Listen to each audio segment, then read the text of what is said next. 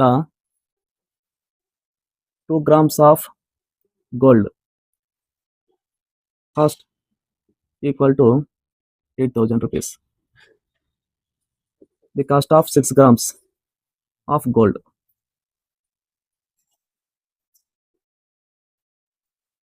Gold, this is A1, this is B1, this is A2, this is B2. A1 by A2 equal to B1 by B2. A1 is 2 grams, A2 6 grams equal to B1 means 8,000 by B2 B2. Cross multiplication 2B2 equal to 6 into 8,000. B2 equal to 6 into 8,000 by 2. 2 1 ja, 2 3 ja.